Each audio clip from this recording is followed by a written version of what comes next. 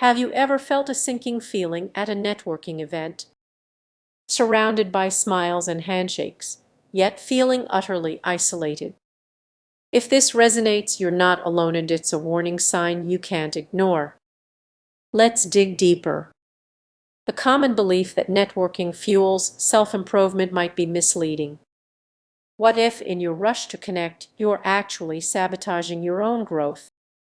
Imagine this: you're at a mixer exchanging resumes and suddenly realize you're just another face in the crowd. By chasing connections instead of cultivating genuine relationships, you risk losing your authenticity. Those fleeting interactions could cost you more than you realize. Think about it: you meet dozens of people, but how many truly align with your values? Instead of building a solid foundation, you're stacking bricks on unstable ground. There's a hidden danger lurking in the thrill of expanding your network. Can you recall forcing a connection that felt off? Smiling through awkward small talk, convincing yourself it's just part of the process. This pressure to connect can lead to burnout, and that's a serious risk. Every time you push to network for the sake of it, you might be drowning out your own voice. Silencing your true self to fit a mold is a dangerous game. Picture this: you're at a conference, nodding along to conversations that don't inspire you, all in the name of opportunity. What if you pause to question your intentions?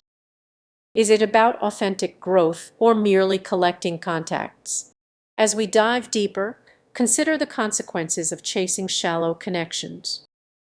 It's like pursuing a mere gentle effort leading you nowhere. So, what's the solution? Start prioritizing depth over breadth. Seek out those few meaningful connections that ignite your passion. Ultimately, the choice is yours. Reflect on your networking habits. Are you building bridges or just amassing business cards? Focus on authenticity and watch your growth thrive. Remember, it's not about how many people know you, but how well you know yourself. Have you ever felt like you're putting in a lot of effort to make connections but still not getting anywhere? That feeling is just in your head. It highlights a common pitfall in how we approach self-improvement through networking, something many people overlook. You might believe that expanding your network is the key to growth. But what if I told you that chasing connections could actually hold you back? It's a trap many fall into without realizing it, focusing on numbers instead of real value. Imagine attending a networking event and leaving with a stack of business cards. You feel accomplished, but do you actually feel closer to your goals? More often than not, you end up with a pile of cards and a sense of emptiness. Networking can create a false sense of success. You might feel pressured to present an idealized version of yourself, crafting a persona to attract others. But what happens when that mask slips? You risk losing touch with your true self. Picture yourself at a party filled with influential people. You're laughing and nodding along, yet the conversations feel shallow. Instead of forming meaningful relationships, you're just building a network of superficial ties. The more you chase connections, the more you might compromise your authenticity, mirroring others and adjusting your opinions to fit in. Over time, it's not just your growth that suffers, it's your sense of identity. The pressure to conform can be overwhelming. You might prioritize networking events over personal projects that truly inspire you, leading to a dilution of your true self. Your focus shifts from authentic growth to simply being seen. Consider this: the people who truly inspire you, do they have huge networks, or do they cultivate deep? That distinction is crucial. Let's turn this tension into clarity. The answer is to completely reject networking. It's about being intentional. Focus on quality over quantity. Seek out those who challenge, inspire, and encourage your growth. Ask yourself, are you building a network or cultivating real relationships. It's a subtle shift, but it makes all the difference. Genuine connections enhance your growth instead of diluting it. As you reflect on this, remember that true strength comes from being authentic. Take a moment to evaluate your network. Are the people in it lifting you up or pulling you down? As you step out into the world, keep this in mind: true growth happens when you connect with others not just for networking's sake, but to enrich your own journey.